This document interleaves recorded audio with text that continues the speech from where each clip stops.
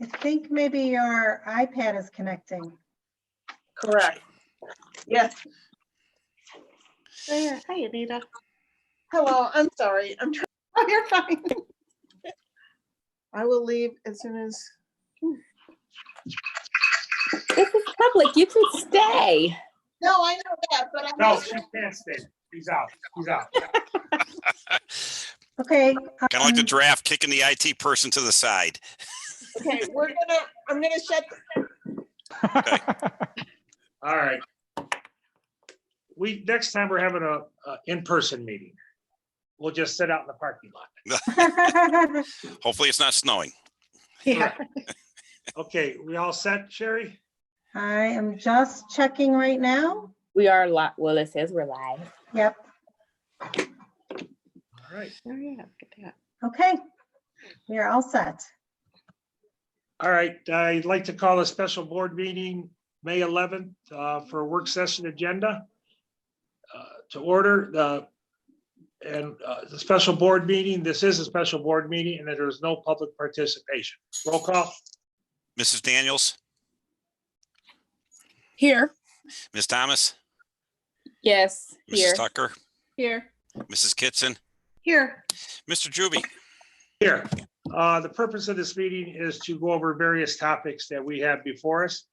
Al, would you want to start with the governor's reduction impact to the district in the Sure. 5-year plan? I sure can. Let's go from there. Did everybody receive a copy of, I mean, I could share the screen of the things I want to go over if you'd like, or we could just go over the documents. If you Can could you share the screen? screen, I please. sure can. Let me see how this works. We're going to try this. You got it. Okay, here we go. Host disabled participant screen sharing. Ms. Bailey, can we enable the screen and we'll go from there?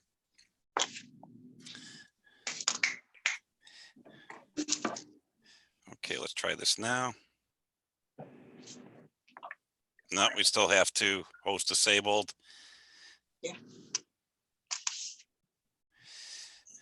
Oh, there we go. Okay, go ahead. All right, here we go. All right, here's my. Can everybody see the screen? Yeah. Yes. Okay, here, what I'm going to do is as we go through and I'm going to go scroll by scroll. What I've done, here's the latest forecast building in the governor's cuts for this year. And then the first page is actually a summary that we're looking at here. And it's going to show you the updated forecast of what I have. As you can see, as we go through the summary, and I'm going to go, and I think you can see my cursor, hopefully, going Yes. through with the new revenue projections, what we thought we were going to be okay. And we're looking at this year. At the end of this year, you could see that we now are running a revenue deficit. And then going into next year, you have right here, we're running a significant revenue deficit, and I'll cover that. And then for the outlying years, revenue deficit, and I will go over why we're doing that versus what the previous forecast showed. And then you could see down here the ending balances. Right now, we're projecting a carryover around 3 million, but with that next year's revenue deficit of 1.5, and then we're going to run a ending balance deficit in fiscal year 2022. And I'll cover that here in a minute. From the revenue sources, this is the big one that I wanted to show you, is that this year, the state funding where we were getting money right here, we're now going to see a 1% cut. And that is and I'll go over those dollar amounts as we move forward, the changes. But next year, here's the big one right here. I'm projecting a 3% cut in the state funding. I'm hearing anywhere from 3%, and the prudent people are asking us to model a 5% and a 10% cut. I'm not modeling that only because if it is a 10% cut, we're going to lose over $2.5 million in state funding. I put in here in the bottom, if it's a 5% cut, you can see down here, you know, of what we're doing. If it's a 5% cut, then we're going to have to add in another $500,000 and to this dollar amount as we get down and we look at the dollar cuts here. So as I go through this quickly, and I'm going to go to the expenditure categories, and I'm going to run over these. We got hit. I thought we were going to get some nice cuts this year in the community schools and ed choice. We did not see that. Actually, we saw increases in community school and ed choice costs. And in fact, we were even this month, we're going to see another increase, and I don't understand how they could keep increasing if students are not attending, but we did see that. So we're going to have to look at that. So I thought these were going to be more cuts. These are less cuts. And the reason they're negative is because we moved a bunch of purchase services to our wellness funding. So this cut was more significant in the original forecast in October, and now it's not. So I will give the board a breakdown of where we're at. This is a summary review. You'll get a more detailed one when we go and I ask you to approve it. We saw some cuts here. This is a revised forecast, some less dollars because we didn't purchase textbooks for next year, and I'm not sure where we're going to go, but we saved some supplies also with not having to buy things towards the end of the year. And then the other object, we saw a lot less property tax fee collection, and that was due to us getting less delinquent taxes. So our collection fee was less too. So then we revised the forecast appropriately. So that's our expenditure area. And please stop me if you have questions. But here are the new dollar amounts in the forecast, and I'm going to show you as sorry I had to bounce around. This was once 24.014 million, and it's now down to 23.615. Basically, this year we lost upwards of $340,000 from the governor's cut, and he's going to take it all back in the next 2 months. That's so we reduced that, and then you can look here. What I was projecting last year as an increase, this 22 from 24 to an increase, I'm actually projecting a further cut of the 3%. Nobody really knows where the governor is going to come out on this, but like I said, anywhere from 3 to 10. That's a huge cut for us. And as we go down, and I'll show you just how much that is, and I don't like to bounce around, but as this goes through and you'll see the revised amounts, and this is just matching up. This is the actual forecast itself that we'll be submitting to the state. And you can see how the bottom line is we're going down here through these. And I'm moving through this very quickly because these aren't the main screens, and I'm going to show you where the main screens are coming up. Here's the 3-year. This is the actual what I wanted to show everybody. Here's where we're cut right here. This is what we're losing in state funding. Sorry for the governor. 365,794. We're losing that much money in a 2-month period from the original forecast. So this is a summary from October's forecast to now, and this is the big hit. And then we see another big hit here, 111,919 is I needed to reduce down, and I'm not sure where it's going to fall out, but the money we were receiving from the city for CityView, we haven't received our second payment yet, and I'm hoping it comes in, but it's going to come in significantly less than what I forecasted. I'm not sure what's happening there. We usually get that in April. I'm hoping it comes in May here. I'm going to be calling the fiscal officer for the city shortly and seeing where that's at. So I kind of got that, moved that down. The other area that I think that we're going to get hit significantly this year is our Medicaid reimbursement. So I revised that downward. So the combination of two, I revised that revenue stream downward by this amount in the other sources. Now going to the other side, the purchase services at 611 and 728. that is the amount that I'm seeing that increased our tuition, out of district tuition for special needs students, community schools from what I originally had. That's a direct result of excess cost, ed choice, in the out of district tuition for our special needs students and their excess. So that increased significantly over what I originally forecasted. I'm not sure. I think students are still going in, they're still up in these costs. So we need to take a really hard look at why those costs even into April have increased. I'm not sure how the state's figuring it out. I think for the public, one more thing that I did not take into account here, but I'm still worried about is that, and every time I listen to the governor speak, I'm wondering why he cut K-12 education funding. We actually got cut $89 a student per student, but we heard nothing about cutting funding to per student for community schools, ed choice, and out of district tuition, which I'm not, I hear it might be coming, but I don't know. So he cut K-12 public funding, but nothing to the non-publics and community schools and ed choice. So I'm hoping that somewhere down the road, somebody asks them the question of, if you're cutting K-12 funding for public, are you also cutting the per pupil tuition? Right now, we get roughly about $5,400 per student. And if you're a high school student getting the ed choice, you're getting $6,100 per student. So right away, we're losing money. So it's not even getting reimbursed one for one. So I think something needs to happen there. I'm not sure what's going to happen, but I'm hopefully that he cuts that funding also, which is coming directly from us. But we'll see what happens.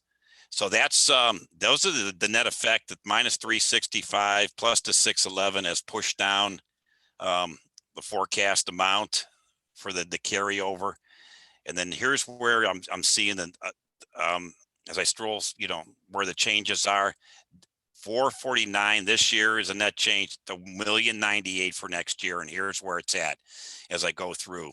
And you can see that net cumulative 5 billion change, 5.2 million unfavorable change, net accumulation from the adjustments I made this year from where we're seeing. And I highlighted this page because here's where all the major changes are.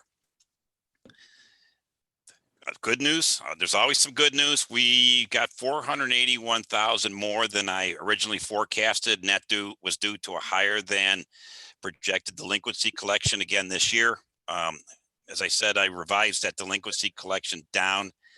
Not sure what's going to happen with that, but here's the next one. This is the net effect of the cuts to state funding from the original forecast. These are the net effects from the original forecast to the current forecast changes. And you can see here the state allocation, just how much we get the cumulative effect of the changes I've made. Minus 365, which is taking place right now. 3% cut of 1,079,000 next year. That represents a 3% cut. So could you imagine if that was 10%? And then going through, once it's cutting, what ends up happening is, even if there's an increase in the next biennium budget, we'll never get back to the original state foundation funding that we had.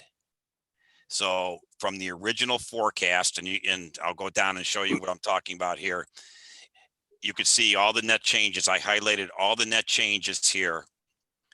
And the cumulative effect, like this year, it's a negative 449 cumulative effect. Next year, it's a negative 1.54, negative 2. These are the cumulative effects on the original forecast. Hey, Al, can I Yes. just clarify before we go on? Yeah. Just a couple things. Right. Okay, so when you talk fiscal year 2020, you're talking Right now, through at the end of through June. the end of June 30th of this year. Exactly. Right now, we're in a deficit of, Oh, right now we will now go into a deficit spending. so when we look at the end of the year, we can say the forecast, which we like to look at the 3-year forecast Right. versus the 5, 365,000 deficit as of June 30th. Your forecast. No. What we're going to say here is that, and I'll show you what I mean as we go through. So here's, this is last year's forecast right here. And I'll bring it down a little bit in the screen. This was October's forecast. So in October's forecast, I was projecting a excess revenue over of 426. Right here, Okay. and an ending balance of 31. So we had 3 million in a So in this is, reserve at the end of this the is, yeah, this is what I was gonna project carrying over into next year. In October, based on everything being equal. With the state cuts and the increase, we are now gonna be down 449,000. So that put us into and I'm gonna jump up and I'm gonna go real quick here. What I once was 3.1 is now down to a negative. It was a negative 23. It's now a negative 23 from a 426. So what I'm saying is that the cumulative effect of put us into a excess revenue deficit from all the changes that I made to the forecast.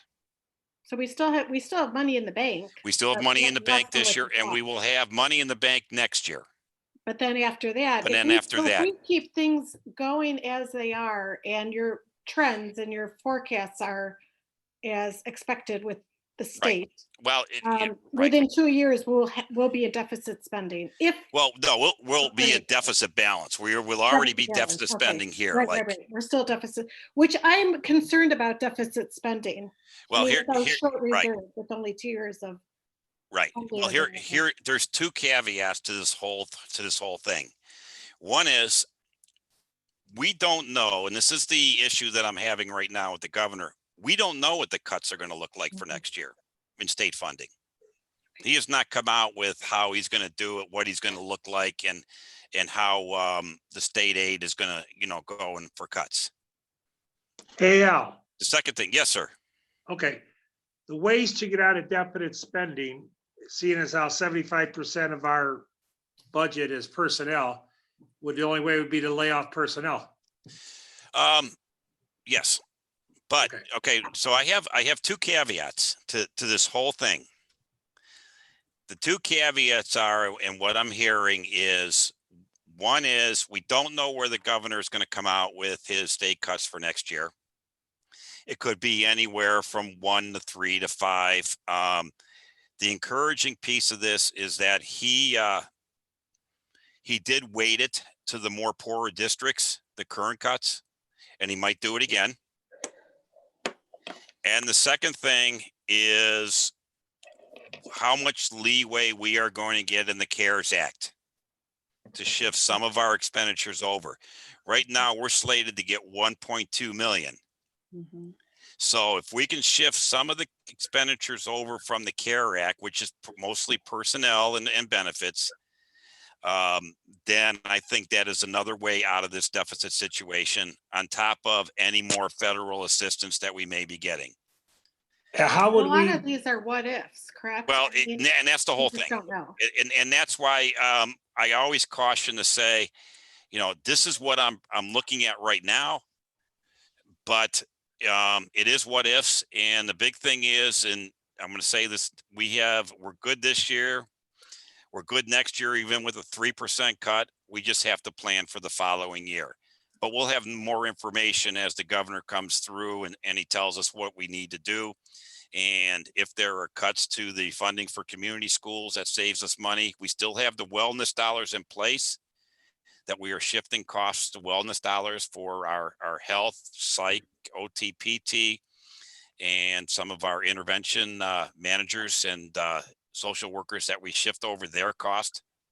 We still have the wellness dollars in place. I did not put the wellness dollars in for the following year. He might, if he keeps that funding, that helps mitigate in 2022 also. So you're right. There is a lot of unknowns with any of this, and we're just, we're doing so Al, we would, Yes. to be prudent, we should plan for the worst case scenario, and if the best happens, so be it. right. And this is what I think right now is the worst case scenario. No, I Okay. was So thinking, what asking the same what thing. does the funding look like? What can you give us a number for what the governor has taken away versus what the CARES Act may give us? Okay, the governor Like state took away, versus federal. the governor took away right now this year, 365,794. That is it For this year, correct? for this year. the 2 months. He For the is, next yeah, 2 months. It's going away in these next 2 months. Next year, he did not say what he's proposing. He has not come And- out to what he is proposing. And do we have numbers on how much we may receive from the CARES Act? I do. We are going to receive 1.2 million in CARES Act funding. And what could that be used for? Well, and it's, I have a webinar on Wednesday. And the state person that's handling the CARES funding is coming on, and he's going to go over what we can use it for. There is a list out there, and the last list is to maintain personnel to provide educational programming. Could you And, provide us So if with I- like a bullet point presentation afterwards of a synopsis of your webinar? Yeah. Yes, absolutely. PowerPoint, thank you. Yep, absolutely. So and I caution here because we have a lot of unknowns. I mean, we don't even know, I mean, we're working on it. We don't even know what the governor is going to come out and require for an education process next year. Right.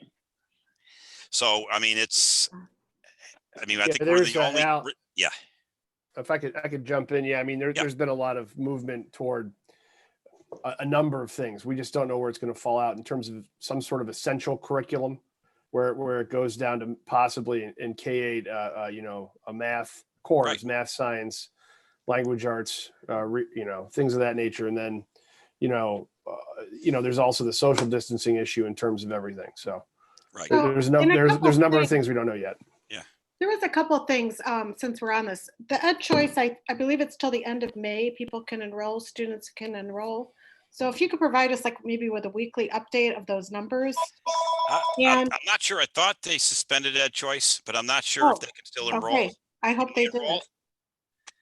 They, But- Well, we're Sure, gonna yeah, I let- mean, it's an Amos thing, so Okay. I want to look at that for next year. Okay, Yeah, yeah, if we you could don't- check that. And Yeah. also, I think in our school district, we have some social determinants that are impacting our students in a negative way where I would, and I don't know if this is something we can consider if there's funding available, to provide internet service to all our students or those that really need it.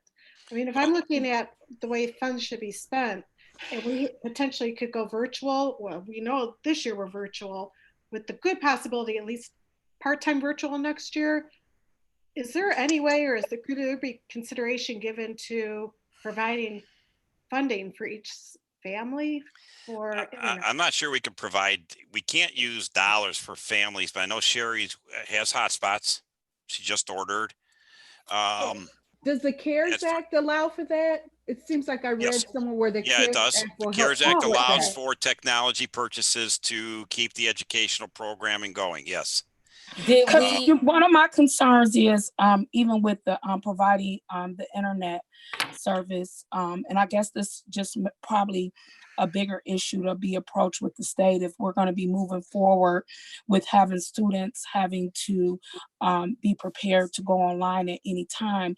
Anytime a parent has to invest financially in order to give their child access to education, that seems to be a violation of having access to free and appropriate public education.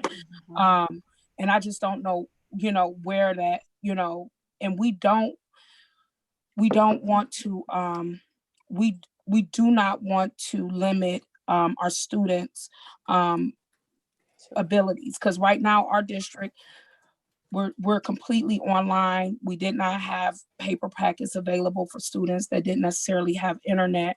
And my understanding is we still have students that have that barrier. Although we're doing a good job of working on it, just moving forward. I just really would like for us to see and tap into some programs and allocate funds appropriately, that if this is where we're going, we need to make it a priority to ensure that all our students have access to internet. Okay, I have a question and follow up to Nichelle's thing. Is there a way to find out how many students that have internet that aren't using it for the school studies? Because when you look at the percentages Mr. Hankey gave us, it seems like there's only 70% at Elmwood, I think it was, that are using the internet to complete their studies. So are they really using it? That'd be. we And can that find again out. brings in the other questions. Are these students not able to? Are they, Or they're not, just not. I doing mean, are they Or having? do they not know maybe- how? Do they not know Yeah. how? Are they Families not don't. potentially getting that parental support because maybe mom or dad is Don't know. working as an essential worker and isn't home to I- educate the student? I mean, there's so Yeah, many, if I, that's. yeah. very I'm, concerning. I'm sorry, Mrs. Kitson. I just like to jump in. I think that those are all things we have to look at as the year ends. I think that the access and equity piece that Mrs. Daniels is talking about is very important to be for the board's consideration in terms of what we'd like to allocate resources for. I think that we need to do. I was, and I'll have a little more information about this. I'd like to. I guess this is as good a time as any. I'd like to try to launch a comprehensive community and parent survey about next year, and do that scientifically, where we use a firm for it. And I think that will give us some good data on that. Yes. But will we be able to act on the results? Yeah, well, I think considering where we are with the CARES funding, Good. the bad thing about CARES funding is it might be a one-off, right? You don't know if it's going to be sustained. The good thing about a one-off thing is that you can purchase things, such as hotspots or Chromebooks. But being the gives- one-off, go ahead, Chris, I'm sorry. I'm sorry, Joe. Yeah, and I mean, you could bring that equity piece into it in terms of access. So I'm sorry, Mr. Juby, go ahead. Being the one-off, like you said, even if we just use the CARES money for this year to get the students the access to be able to have the internet service, and hopefully in 2021, 2022, we'll be back to in school. And we've solved the problem for 1 year.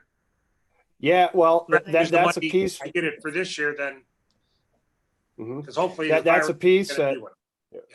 Yeah, that's a piece, and also, you look at silver linings here, right? So if there is something to be said for the fact that maybe some students prefer a virtual type of environment. Maybe that's something that we can provide on a more robust basis, even moving forward beyond this pandemic. Where we're able to offer something that looks a little different than the traditional school. So, one of the things we've considered, I kind of have like a virtual Google Doc whiteboard, and I told everybody in the cabinet, no, there's no idea that's off limits, right? Just kind of throw it on there. One of the things that, we're kind of looking at is, okay, well, maybe we have a virtual 6 school, right? Where we're able to offer some of those things to children. We kind of have that environment right now with our learning center, but maybe you expand something like that. Obviously, we're also looking for the guideposts from the governor. We think are going to happen on May 18th. So, and that also may be a way to bring some students back to our district as well.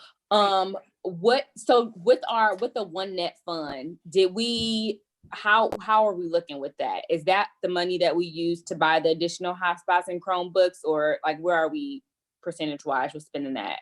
No, there's a grant coming through. It's called the Cleveland Grant that we're going to use for the hotspots. We use Title I for the Chromebooks. We think we can continue with some Title I monies to buy additional technology on top of the CARES Act. So we haven't used the OneNet fund. We've used it for other stuff that the one that's been used for other. I mean, we still have a robust backbone that we need to support and do, and we've used the OneNet funding for that. I mean, we still have our servers up and working, so it doesn't help that we have everybody on learning if we can't, support from the backbone and the robust servers that we're going to need to do. As more people actually get on and do this, we need to build that backbone and make sure that they don't crash and do. So that's the OneNet funding that we're using for that, and we're hoping that the Cleveland grant that's coming through the state, it also helps with the we're going to use that for the hotspots and go from there. Do we know the go ahead, approximate Mrs. cost Daniels. of the? Do we know have we determined the approximate cost to the district to provide hotspots district-wide? Yeah, Well, Mrs. Bailey, Just what was the approximate. cost of I one, think- one? So the Well- hotspots that we just purchased were from Sprint. There are a couple different options out there, but they were $242 for the month, for the year, for the hotspots. But then we can also reduce them during summer months, depending on the situation, if students are going to be going to school or not. But definitely, we've been trying to find out from all of our families if they do not have internet. We have a Google form going and people are submitting that information. So everybody who's asked for one is going to get it. Just took us a while to secure them, that's all. And Yeah, how is that that's- information getting out to students and families? Is it once the principal reach out to them and see that they're not on, they know that's a barrier that you guys can meet? Yeah. And the principals have been asked the social workers to reach out to the families as well, and the guidance counselors.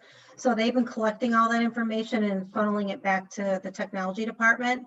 And then we're getting those ready and getting those distributed.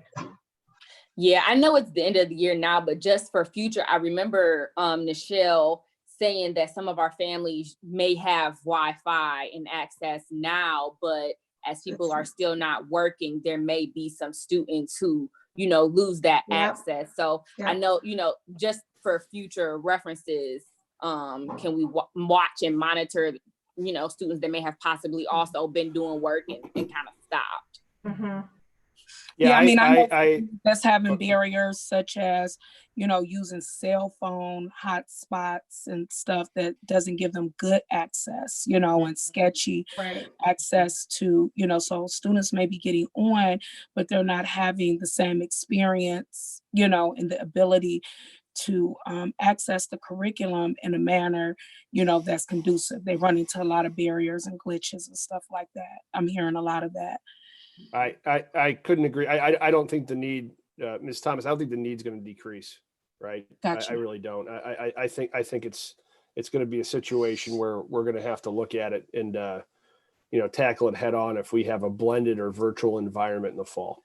Yeah, and I think moving forward in the fall, if we do have that blended environment, we'll be able to prepare the students ahead of time. We had to turn on a dime and say, okay, you have to work from home, and who has access, who doesn't. So I think we can go through it in a more thoughtful way, and making sure students know how to access and log in.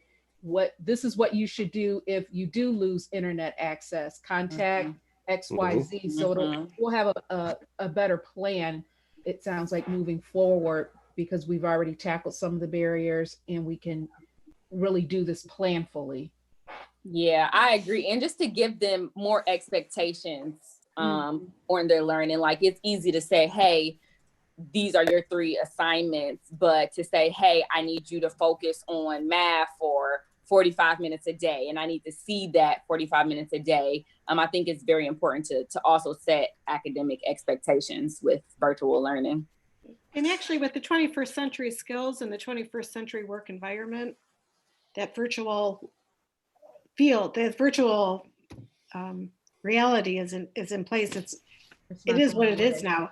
And right now it's a pandemic. We don't know what world event's going to take place next. So we can, instruct our kids, our students, to be proficient in virtual learning, whether we always offer them one class a semester or something, then we'll be in a better place. I mean, this was just thrown at us. No one expected it. But it will provide us a chance to improve the education in the future. Absolutely. Great. I do have one more question relative to the finances, just a quick question. We kind of moved on to something else, but I did have a question. So with the relief that's coming with the CARES Act, Cleveland Grant, and Title I, is that going to just kind of offset our deficits, and will we kind of come ahead? I mean, I'm just looking at it in a simplified manner. So I see. offset, but I see a lot of relief coming. We don't know how we can spend it, but Right. there's more relief coming than we have offset, correct? And we're right. And that's the key issue. There's a couple key issues. One is, I think we're pushing, if I heard this correct, the governor today said that he's pushing the 2 state senators to provide more flexibility with the CARES Act funding to plug the gap of the school funding. And I'm firmly believe that there's going to be a lot of gray area, of which we will use all the gray to plug the funding gap. And I would have no problem doing that. I'm hoping that as your discussion is talking about that state legislature realizes that if you're going to force school districts to go to online learning, then the poor districts, we're not the only one, that they're going to have to do something to provide the same internet access that the affluent districts get. I agree. So something's got to give there. Yeah. And the last thing I'm thinking, as we move through and all this funding and everybody sending in their forecasts and all, you're going to see a lot of districts maybe going on the ballot, that maybe the state legislature will get a clue that they need to do something now, whether it's first, forcing the federal government for more funding or touching the rainy day fund, what that's going to look like. So there's a lot of unknowns. I'm, doing the worst case scenario that I see, but with the CARES Act, it's not all doom and gloom, and it could plug the hole. Until I have definitive answers, and I will have more information as we go through. And when the governor gives us direction for next year, then we'll really know where we sit. Right now, it's a preliminary thing, just because we have to do the update. So we're going to go from there. The big key is we have over 55% of our funding comes from the state. So we roll as the state rolls. So we'll see. Yeah, So should we I'm be optimistic. encouraging? Should we be encouraging like community members and stuff to reach Absolutely. out to our Don't senators and yeah. And I think what we need to do, encourage everybody to reach out to their legislature.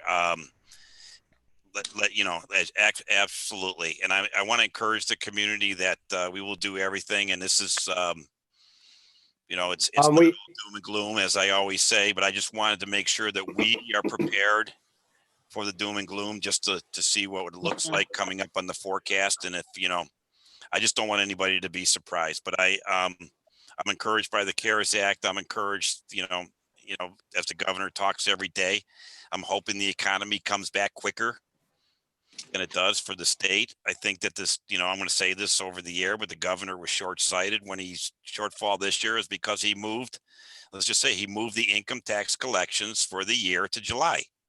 Well, it doesn't help him in this fiscal year. He should have done it in June. And then we would have seen if they were on track or not. So July is going to be a big month for the state for the income tax collections. And then how far the economy comes back. On a positive note, liquor sales are up. So they're getting rebates. maybe we can feed off of that. There we go. What's in your cups? You have the questions for Al? No, but right now, the federal government is not sustaining the state or local governments. I mean, the federal government and their stimulus package is not giving to first responders, is not giving to education, giving to small business, which I totally approve of, and hospitals. But I honestly think they should be providing to the first responders and to the education of our students. And I think that that's where we need to. The Congress is going to be taking a closer look at that as we move forward with some of these states and doing things. And so I'm cautiously optimistic. And I think the CARES Act, I'm hopefully for good news on Wednesday, and then it'll plug some holes along with the wellness, and we can go from there. Okay, we're going to move on now. President Juby, real quick, I apologize. Okay, well, go ahead. Go ahead, Mr. Juby, then I'll plug in with that. You're up next to give us an update on the projections for next year, successfully ending the school year, as far as the teachers and students getting their belongings. The fifth and eighth grade graduation plans. I think that's been a thing we've done every year. And with the graduation ceremony. Okay. Well, let me first of all go to the end of the year. First of all, there are some districts, there's been talk that they're ending the school year early. We are not. We are going to the last day of school. A number of reasons for that. First of all, I think kids need to be in school, even if it's virtual. Secondly, our meal program, again, thanks to Al and his staff, has been serving a significant number of folks, and we want to keep that moving as we move forward. Next year, we are looking at, in a macro sense, 3 parallel tracks. We're looking at opening up school completely, which I don't think that necessarily will happen, but we have to plan that way. We are looking at a hybrid model where we have a social distancing mandates and what that may look like in terms of, and again, none of this is set in stone. We don't have guideposts yet from the governor. I do want to make that caveat. But we have to look at, a number of scenarios for that. An alternate day scenario, a scenario where maybe, the younger students are there all day, but we have an online type of situation for the, 6 through 12, any number of things. And that plays into this idea behind a community survey. I think a couple of reasons. First of all, we'll get feedback from the community on these things. Secondly, we'll be able to Ms. Thomas's point about reach out to legislators. We will be able to, kind of give that data to them. And as a matter of fact, Stephanie House reached out to me today, and Al and I are going to jump on a conference call with her Wednesday to talk to her. And I will relay some of the board's concerns, especially about equity. We talked about access in terms of internet and things of that nature, which could be helpful for us. And I will reach out to Senator Williams, who's also been a pretty good partner with us. We've had a lot of good conversations when the Ed Choice matter was before the legislature. 5th and 8th grade, we did not ever have. Well, the 8th grade may have had some sort of a ceremony. The 5th grade did not. What they did was they did do clap outs for both of them. They did virtual clap outs, and they've been doing a good job visiting students at home. I know this is not, what we usually expect, but they have been doing a reach out to them and trying to get them ready. One of the things where we are still looking at the return to school, whatever it may be, we may be looking at a situation where we possibly have the students return to their current grade that they're in now for a week or 2 or 3 to acclimate them and then move them forward. That's something that's under consideration as well. So we could have a transition, say from 8th to 9th, and then from 5th to 6th, especially, is where we're concerned. So the students have an opportunity to end kind of their time at their respective schools and then move forward. But again, these are things that are all under discussion. Graduation, a couple things on it. First of all, a week ago, Mr. Saluka, you all right? Do you need something? I'm good. Okay, good. Sorry.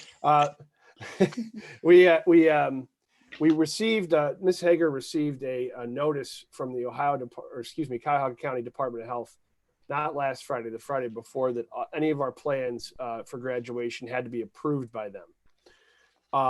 Their main concern was with safety and social distancing.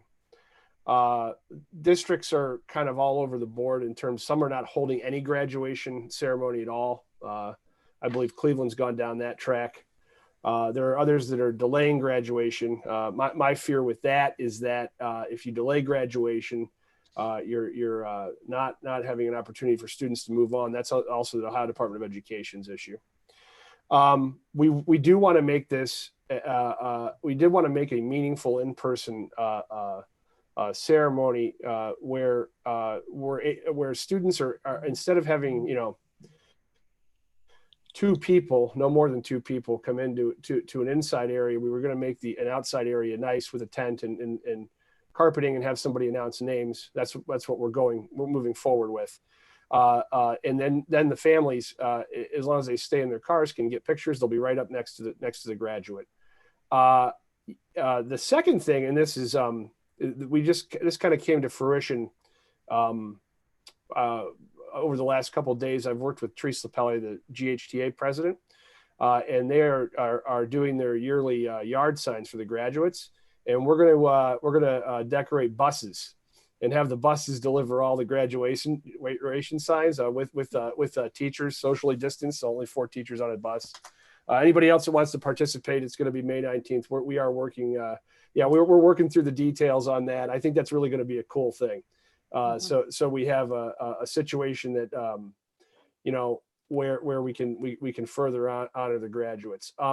During this situation, I had a great meeting for an hour with the senior class officers, and they were great. They really gave us a lot of good feedback, and they get where we are, and they're super happy that we're moving forward with our plans. We're still kind of working on a virtual prom too. We learned that was a little more difficult than we thought. There's I don't mean to chuckle, but there's a lot of rules surrounding copyright and various things about music playing. So I reached out to Eric Gordon, who's doing something in Cleveland with that. Yeah. So and he gave me some costs. So I'll be running those by Mr. Sluka. Hopefully we can get a couple of dollars for virtual prom. Luckily he's muted. Keep him muted, Mrs. Bailey. Well, speaking, you can do it out.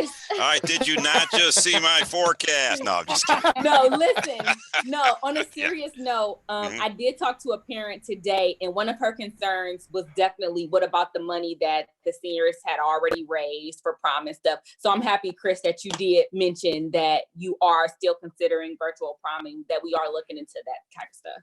Well, and there's another thing that I'll be working on with Mr. Saluka in terms of, we don't know, I don't know the legalities of this, so I don't want to speak out of turn in terms of where that money can sit for maybe a year reunion. It could sit. Okay. No, per law, Yeah, it could sit for as long as that class wants to hold it, not for over 5 years, and they can come back and actually do a 5-year reunion with it and request it. And that would be on them a bit, but obviously we'd be able to offer a little logistical help for them. So, I think that's also a good thing. I really was, again, I just can't reiterate enough the senior class leadership was really really a great group to talk to. They were wonderful in terms of their ideas, and obviously they're very disappointed, as are we all. We are in a situation that's unprecedented. Quite frankly, we haven't seen anything like this since 1918. They were willing to work with us on the plan. I think I would also like to single out the high school administrators. They really were very thoughtful in trying to figure out a way to honor the seniors. Additionally, to the graduation, I think Ms. Hager's finishing up Roses for Teachers. This was always a great board meeting. And unfortunately it's going to be virtual. But they are going to go forward with, we're going to publish kind of a finished package and publish the Roses for Teachers, which is our top 10 students giving a recognition to their teachers that have impacted them. And we're moving forward from there. We do want to make sure the guidance department is doing a great job making sure that the seniors have support in terms of moving forward. We have three tracks that move out of the high school. You have your college bound folks, career bound folks, and military bound folks. We're ensuring that they're supported moving forward. And it's a time of uncertainty, unfortunately. Obviously, the college bound folks, we don't know what college is going to look like in the fall. Mm-hmm. So they're kind of facing that dilemma as well. There's that. Mr. Juby, did I miss anything? I'm looking at the agenda. No. You had told me in the past that the teachers and the students will be coming in June, I believe, to get all their belongings. Yes, we worked with legal counsel on this, and also interestingly, I actually, and Eric was about that on. We said, what do you think we should do with that? And he said, you should really look at it in June when the order changes. We actually approached the Department of Health about having the seniors come in and be able to deal with their own lockers. It was onerous. is the best way to describe it. It would have been very, very difficult for us. We would have probably had to have had maybe 50 staff members there, in a lot of social distancing and disinfection, constant disinfection. So what we are doing is we're going to have to wait. We obviously take things on a case by case basis. If there's something that a senior or someone needs that's valuable, that's in the locker, we've been dealing with that. So, but we haven't, quite frankly, haven't gotten too many calls. Ms. Hager also put out a plan today for the seniors to do a drive-up cap and gown, so they can get their cap and gown. Quite honestly, we kind of looked at the delivery, but we were slightly concerned that, if we don't want to leave things on people's porches if they're not at home, and we don't, especially a cap and gown and things like that. So we made sure that they were able to come in and access that, and then also they can deliver anything that they have to us, such as Chromebook or books and things of that nature. So another barrier we're kind of making sure that we're very mindful of are the collection of everything, but we are not we're not moving forward with denying access to graduation if there are things that are owed, but we still do expect our seniors to pay their fees. So Absolutely. So yeah, we're working through that. Trying to think of what else. Really, we want to be mindful of the staff, Mr. Juby, being safe when they come in, and in terms of things, and not, you just have to watch. You can't, it's tough because folks haven't seen each other, and this is a people first environment. So we have to, come up with a plan where they can come in separately.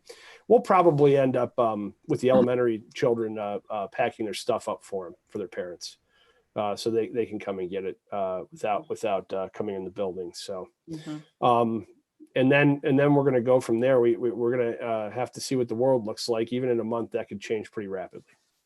Okay, with the graduation ceremonies is going to be the 26th, 27th, 28th. Is that correct? Correct. Okay. For the other board members, according to the Department of Health, only one board member allowed on the stage at a time. So I suggest that.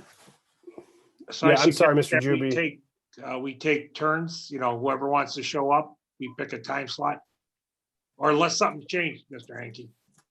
No, that's probably the best guidance we have. So the way we have it set up is we'll have, so say we have myself, Ms. Hager, a board member. So we're able to distance ourselves. And then the graduate in front of us will take a picture so they can see everybody. And then they'll zoom in on the graduate. And then the graduate will go to another area, and we're going to do a video of them turning their tassel and throwing their cap. And then we're going to put a montage together of all that. So you have that piece of it. So it's probably best if one board member at a time comes, kind of much like we do during traditional graduation with folks passing out diplomas. So my fellow board members, because I'm retired and I have all the time in the world, I will just fill in where needed. You guys, I'll go the first day from 11 to 1. Whoever wants to come after that, we just rotate for the 3 What days. is the Can we time? Okay, go ahead. What are the times? I think it's from 11 to 6. Okay. 11 to, hold on a second, I'll get you that answer. Rain or 5. shine, 11 to 6. The 26th, Yeah. 27th, 28th. My question is, although only one board member can be on the stage at one time, or can we still be in the parking lot for the amount of time that we can be there to support our graduates? Yes, we're going to have, the high school is going to have socially distant X's or some sort of marking on the ground for staff. And you're welcome to come as much as you want, unless those spots get filled up, but we'll make sure the board members can come. So that's not an issue. You're more than welcome. So what we envision is that the staff would be, as people drive up, clapping and things of that nature. So, Go ahead, Ms. Daniels. I do have a question. So the activities on the 26th, 27th, and 28th is where the students will be getting their diploma, but are we having a scheduled virtual graduation where this footage and the names are called, or is this just it? No, we're gonna have what we're doing is we're gonna then compile all those videos together Mhm. of the students and then run it that way. We're working with James Fruits works with us on videos, and he's going to be, and I really appreciate his help because he also has kids graduating, but he's going to help us with the video piece of it and putting it all together. He does an amazing job with this, and then we'll have a scheduled time to Viewing, so view we it. can all see it. And have we scheduled that date yet? And will we promote No, it's gonna. that? It's going to be dependent on how quickly Mr. Fruits can get his work done. It takes a little bit of time, probably like a week after, I'm guessing, because he's got to go through and we got about 260 graduates. He's got to go through and edit everything and make it look really, really nice. And so then we'll be able to promote it. Yeah, I don't want to put any pressure, but I think, with our seniors having a lot of anxiety, they really should know the expectation of when exactly to begin to plan this virtual graduation. I mean, this is one of their graduation activities. So I think we need to really be getting that out there to them so families can, this all they have to plan around, and they need I got it. a date. I mean, I feel like we need to create a solid date, Mr. Fruits, or whoever's doing the video should be able to kind of give you a time frame in which this could be done and done properly, so we can really communicate this to our families and get this rolled out. So families can, if this is all they have, they need to know what to expect so they can plan adequately. And I'm just not comfortable with, we'll see, maybe a week. Okay, we'll get an exact date and we'll get it rolled out as quickly as this week. Thank you. And I hope you just understand where I'm coming from, with that. I absolutely do. It's Go going to ahead, be, Mr. GB, sorry. it's going to be a 3-day thing, and then it's, what is it, Tuesday, Wednesday, Thursday? My guess, the earliest would be the Monday that he could have it ready, as I'm guessing. I think that's kind of tight. Yeah. Yeah. So I'm It's just saying. another You can ask them. And the other thing, We just need Mr. another Hanky, date. is there going to be access in case there's a special needs student that maybe in a wheelchair or something to get the diploma to get on stage? Yes. Yes, that won't be a We're- problem. We're actually, And- if I could, we're talking to Tammy right now. We're working on having actually a ramp up and down for the stage Okay. and making it accessible to disabled students. And who is the diplomas going to be handed out by, like in the traditional, or is it just going to be on a table and then you'll pick it up? On a table and pick it up? We're gonna announce the name and then we'll place the diploma on the table and then the student will pick it up. So there's Okay. no hand-to-hand contact. And then I also had a parent question about senior apparel. So is that something that Tammy has also thought about and kind of organized either with cap and gown pickup or? Yes, actually, she is, and she's answering that question as we speak, Ms. Thomas. I have her on text over here. So I do know that she did organize a shirt Right. at our cost, and then I'll tell you that some parents have been having issues with that because the parents are trying to get on and order the shirts, and in order to order the shirt, you have to be logged into your student's Gmail account in order to fill out that Okay. form. Okay, I'll bring that access issue to her. Thank you. And we'll get something out by Senior Apparel. Okay, there was a couple other things that were brought to my attention was a retreat for the new board member. I think, Millette, aren't you going sometime in June or July to a workshop or something with There- OSBA? July. July 11th is right now the summer board 101, if it's Okay, still going to occur. but I, Great.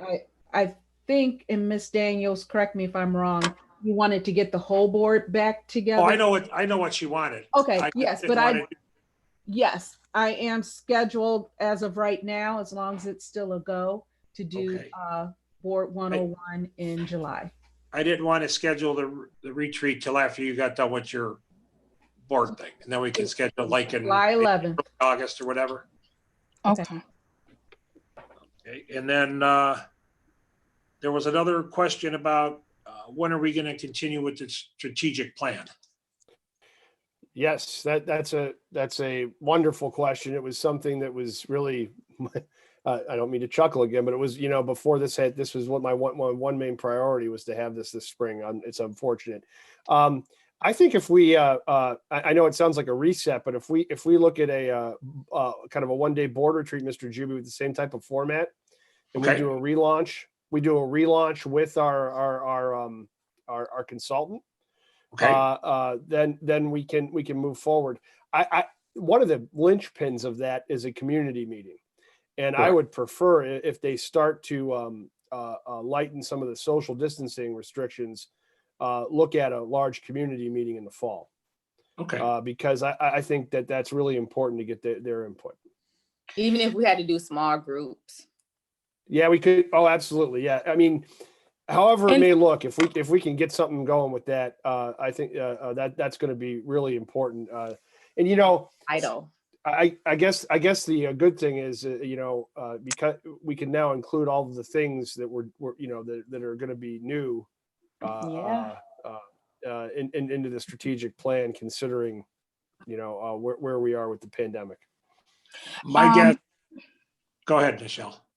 And getting the community together, if we're not able to get them together in groups, we'll doing targeted surveys, be ideal, where we actually survey those people, not sending a mass one out, but those who said they were interested in participating in our strategic plan, and at least getting that survey part done. And then if we kind of need more information, we can maybe pull a sample group together and do like a focus group type thing with a smaller group with the surveys, because we don't know what it's going to look like, and just keep holding things up, where we really, because my question is, we do not have the new strategic plan, and we know we don't have the new one. But should we now be operating up under what we have, is my question.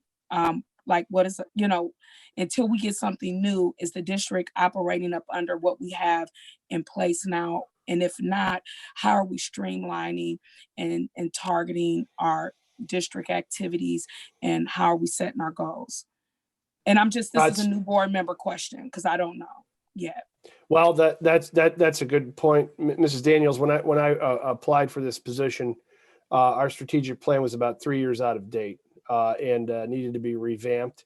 Our district goals are basically run through the district leadership team, building leadership team, teacher-based team environment, and they're basically focused on reading, math, and also positive behavior intervention supports. But it's not that it's skeletal, but it needs to be much more robust in terms of what our goals need to be. Social emotional learning needs to be addressed way more fully, and needs to take center stage in any plan, as far as I'm concerned. And we are basically operating kind of on an outdated thing, and that's why we need to return to it. I think that I mentioned earlier about a community survey. I have a meeting coming, hopefully this week. I hope tomorrow, with the Center for Marketing Opinion Research. They're the firm that helped us with our levy research. And I hope the first thing I want to do is launch a targeted survey, as you said, in terms of what next year will look like, trying to get some idea of what parents would like to see for next year. What was the name of that firm again? Center for Marketing Opinion Research. And could we utilize Zoom to do focus groups with our community members Sure. that had identified that they wanted to participate, and that might be a way, as To depending move on what it looks like in the fall, might be a way Yeah. for us to Get the things community Yeah. together and get it rolling. Yeah, we could figure something out, Ms. Tucker. You know, the good news is that 110 people committed to it. So my a Zoom meeting with guess 100. is- Yeah. My Go ahead. guess is when you contact them in the fall, you're gonna be down to 50. 'Cause Well, they're that could, that could Might be the get case. 50 but- more. Exactly. May get 50 more. People aren't gonna take a chance if everything's still going the way it is. Well, I mean, or we could, we could do something. We could leverage some technology like Mrs. Bailey, where we, 100 people on a Zoom is a little something. Maybe we could figure another type of deal out for that. But yeah, absolutely. I would. This is a pie in the sky thing, but I would love it if we could just get everybody in the room again. But we're gonna have to see how that looks. So And what I- is our time frame for actually revisiting this and what is our new time frame? If nothing changed and where we at today with our ability to get with people and have person-to-person meetings, what is our time frame going to be where we're going to the next step, like a definite? Mhm. Can we have? Yeah. I don't want to keep prolonging this. I think what we do is we follow what it's May. We follow what Mr. Juby said. We see if Ms. Tucker goes to her thing, and then we move forward with getting the consultant in and getting the planning process started in earnest in July. Does that make sense? End of Yeah. July. Right after Okay. the thing, July, August, yes. Okay. Thank you. But again, we have to be flexible because we are in uncharted times with this pandemic. We don't really know what's going to happen. So But Well, I that still brings- think, even though I still think it's important for us to have we do. a but we strategic have plan stay to be flexible. running under, because right now we're kind of just. We don't. running. We haven't. And we haven't had the pandemic. We have a strategic plan. We're just not. We haven't followed that it. We haven't It's out of used it the date. last couple of years. Yeah. It's not been. Which So yeah, But we which have was we want an up-to-date strategic plan based on what we might I- not I- know until fall. right. So Oh.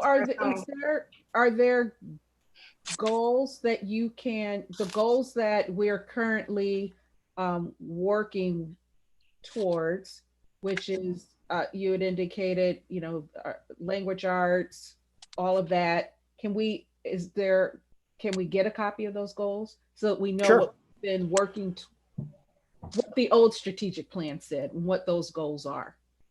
And then that way. Well, these are kind of separated out from the old strategic plan. These are new goals that are based on Mhm. our work with the state support team. Okay. So if we could get that. Yes, would be yeah, helpful. yeah. So at least we know what we're working on right now. I agree with you wholeheartedly. We need to incorporate more, because I'm assuming back when it was created, there probably wasn't a lot of social emotional learning incorporated in there. But I would like to see where we're at right now. And that will help as we continue to move forward to see where we need to go. Absolutely. We'll get that to the board. Okay. Thank you. Thank you. Now, Ms. Kitson, you're up next All right. Okay. with the evaluation template for the Yes, superintendent. and I do want to screen share if I can, Sherry. Let me see how this works. Just share screen on the bottom and you'll be able to push to share it. Okay. All right, I'm gonna try this. I'm not sure how it's gonna go.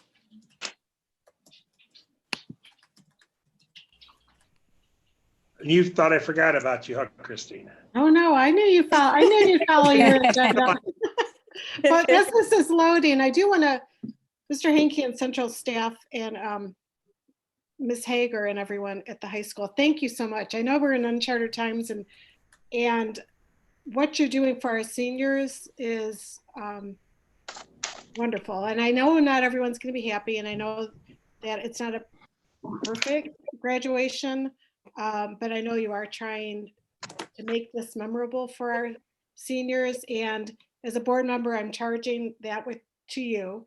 And in the same way that the high school senior class officers are in charge of making decisions on behalf of the students.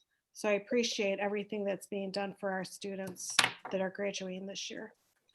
And Well, that being said, Appreciate that. I would like to, and I'm going to try this. Okay, I had this all set up. We have a template in place for our treasurer and our superintendent.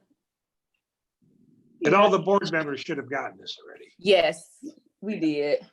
So basically, what I've done is based on the guidelines from Ohio for standards for the school treasurer and school business manager. And in our case, that position belongs to Mr. Sluka.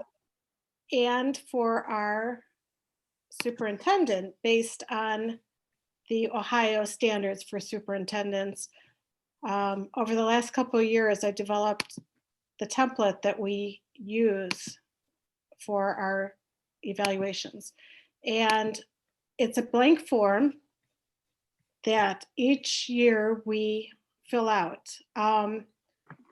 It's an annual evaluation of the superintendent. The period will actually be, what we're going to be looking at is July 1 of 2019 through June 30th of 2020. So that'll have to be changed. We look at the school year. We have an annual timeline in place for, this is mirrored both for the superintendent and the treasurer, about when we want to get the evaluation done, meeting in the mid-year if needed, and just kind of reflecting on the year and how goals are being achieved. Now, Mr. Hankey, you're kind of in a unique situation because you didn't really have goals when you started, though you developed some, and I believe you did forward them. Lisa had those forwarded to the board, which I appreciate. And these we can actually add to this template form. We do have our vision statement that we have in place now and our district mission statement. And then it goes through the Ohio superintendent goals with the vision, the communication, sorry about that. We have our policies, our instruction, and our resources. And if you look closely, this often mirrors Mr. Hankey's weekly communication with us. So he tries to focus his communication with us covering these 5 basic areas. So what we do is what we'll do in hopefully August, that's the goal, July at the latest August, go through as a board and cover these areas and these representative elements in each of the areas. We as a board will go through these areas and we kind of go through how we think Mr. Hankey has worked on these areas throughout the year. And then Mr. Hankey will also go through and provide comments about what he's done throughout the year. So we don't have to do all the work. He doesn't have to. It's a collaborative effort. At that time, we'll actually meet.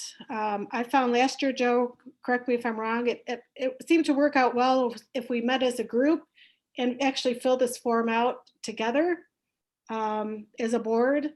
We kind of put it on a whiteboard at a meeting, a special meeting, filled out the information together.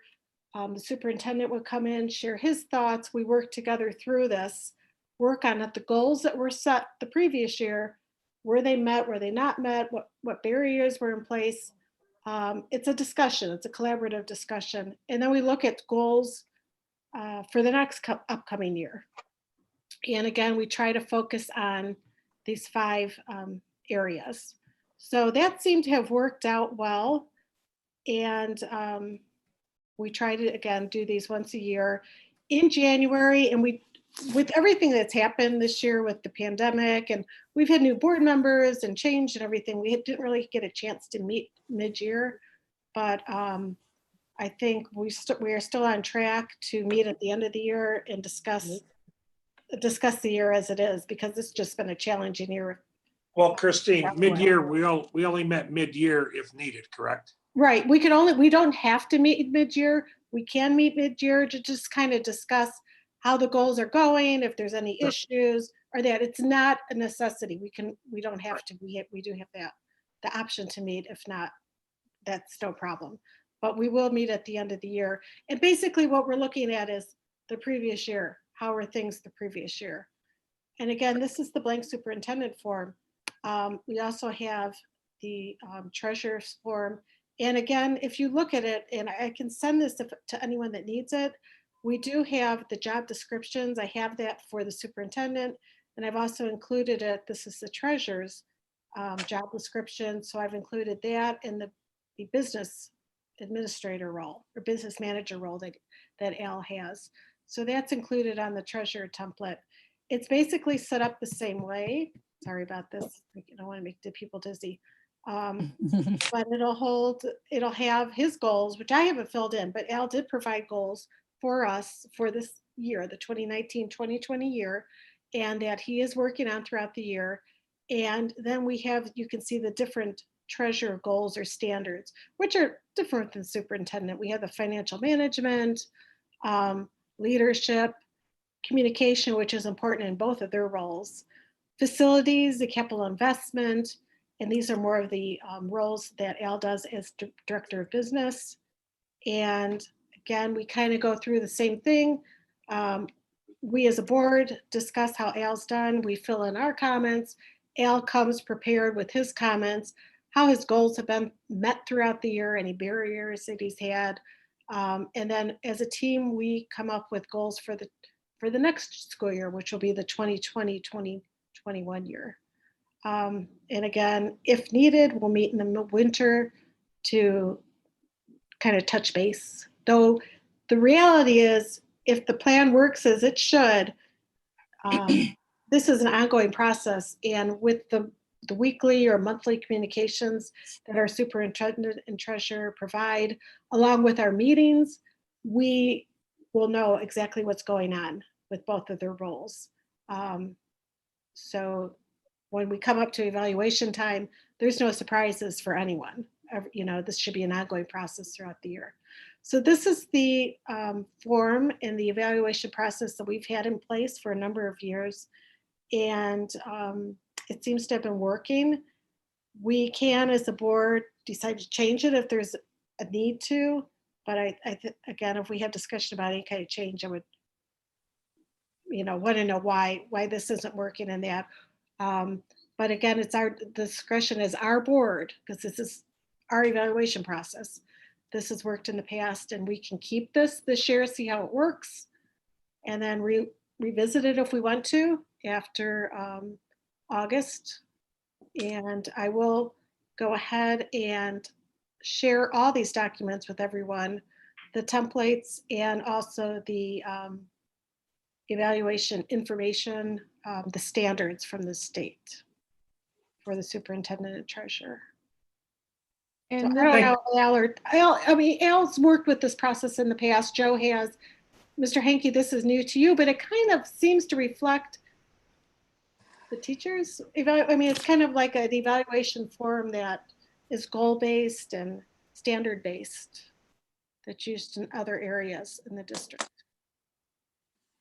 Any questions for Christine? Christine, I would just like, as you're sending out these documents, if I could also get both gentlemen's goals.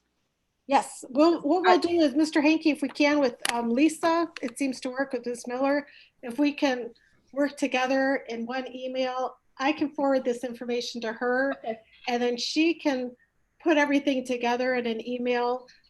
With Mr. Hankey, we don't have his evaluation from last year because this is his first year. We do have his But you goals. indicated, yes, his goals. Yep. And Thank you. Al, we can actually forward his completed evaluation from Actually, Christine, do we have Mr. Hankey's goals? Because I thought Lisa sent Mhm. some, Yeah, I remember Yes, seeing she them. did. Yeah. but I will Okay. check. You But what we'll should do is have I'll them talk if, to Lisa and make sure that everything's. yes, we do have them. Yes. Yeah. okay. So, and I know a lot of like the superintendents or their treasurer or whatever, they'll have those like posted somewhere, and it's just like we have our goals and then our teachers have our goals and that. And it just is kind of a reflection of what they're working at throughout the year. Most of the work, I'm sure, it's up to Mr. Hankey and Mr. Saluka to kind of say, hey, these are the specific things we've done throughout the year. But we then work together and come up and fill out their evaluation. And this is one of our main goals or duties as the school board member. Correct. Is evaluating our treasurer and superintendent. I just think they have to do multiple people. We only have to do 2 of them. So any questions, please let me know. I'll work with Lisa. And again, like I said, if we just send everything to her, it goes out as one email. I think it'll be easier. That's fine. Okay, yeah, because I'm Thank not, you. That's fine. she's good at this. It took me a long time to get the right documents up here just now. So You did fine. thank you. Yeah, you did You, good. You get us out of Especially your getting that screen now? grid in Google Docs. That's tough. Christine, Can you get out of the, I will. Well, no, oh yes, I can. I can actually stop screen sharing. Okay. There you There we go. go. we have one more topic, and that's the Charles Anderson. There's been a lot of talk about that, doing something for him. I can give you my opinion first, and then we could go roundtable. Granted, he was a super fan and all that, but in the history of Garfield Heights, there's only been 2 people that had something named after them. One was Charles Blogren, who was our team physician for over 50 years. And the other one was William Foster, who was, I believe, a World War I hero. That's where the school is named after. And the World War II, and the Matusik Auditorium. And that was because Ann and Tony donated so much time, they did Little Theater and all that. Other than that, I don't think naming a building or even naming a concession stand is, as much as I like Charlie and all that, he graduated between my 2 kids and all that. I think something more appropriate would be if the athletic department might nominate him for the Hall of Fame, the Athletic Hall of Fame. I don't see the band, everybody said he was, the band person said he was phenomenal, but I don't see the band stepping up to do anything as far as that. I just feel that, a proclamation naming him the super fan and maybe put him in our Athletic Hall of Fame. But naming I a also building. think maybe like a plant, like a tree outside the athletic department. That would be fine. Yes, sir. I'm against naming buildings after people or even naming concession stands or whatever, what somebody wanted. He was a true athletic guy. So I think maybe the Hall of Fame might be the way to go. There was talk, one more thing, I don't know what the board was thinking about this, but maybe identifying where he used to stand and sit in the bleachers, just have that little section kind of named after him or his personal seat, either a different color or a little plaque under it too, saying, That would be Charles nice. Anderson, something Did like he that, ever- because he was right in that corner there. Yeah. He never sat though. Al. No, he never did, but when we, But he had his space. Where and he you put- better not come in it. Yes. right. You I knew, mean, you knew. you didn't come into his space, and he would back up and sit down in the beginning and then go out there. But yeah, we could do something that way too. That's Yeah. up. I know when my son wrestled, I was always in the farthest corner away from the mat because I just got too nervous. But okay, I like just that. like a sticker or something that right on that seat showing. Yeah, a little plaque. I Right. just think that I heard from used to being on the athletic boosters, I was getting a lot of people with a lot of different ideas. And, Sure. I shared all of those ideas with the board, but I do think he deserves to have something. I like the idea of a proclamation and maybe putting a plaque, a little just name tag kind of plaque right where he used to sit. I like that idea, Al. A plant, something that will always be there to remind us and the scholars that are coming in, because they would call, I remember sitting in the football stadium with some freshmen, and Charlie was doing his screaming and yelling, and some of the younger kids were like, who is that? You haven't heard of Charlie? He's a legend. So it's it's every year everyone learns about Charlie, and I think that type of energy and spirit needs to continue, and people need to know about Charlie and what and his support of the school. So all of these are great ideas. I don't know how we come to a conclusion on which one or two.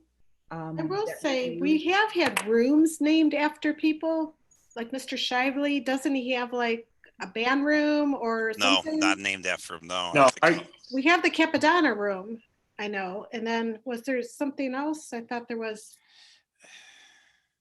Okay. No, I'm not aware of a band room. I'm sorry, Ms. Oh, okay. Kitson. I thought maybe Named there was after him. something The only, named yeah, after Mr. And I- Shively. I know there even was then- something with the.